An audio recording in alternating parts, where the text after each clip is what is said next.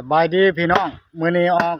ล่าหอยเดืออีกมื้อนี้เอาเด็กใหม่มากับผู้ดีมานเลยกล้องอุลัวอยู่อยู่นี่มีอีก5หน่วย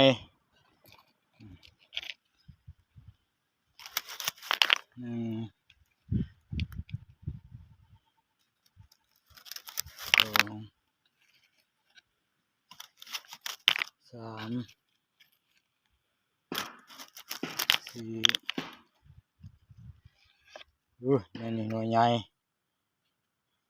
สุดๆเลยนี่หน่วยสองสาม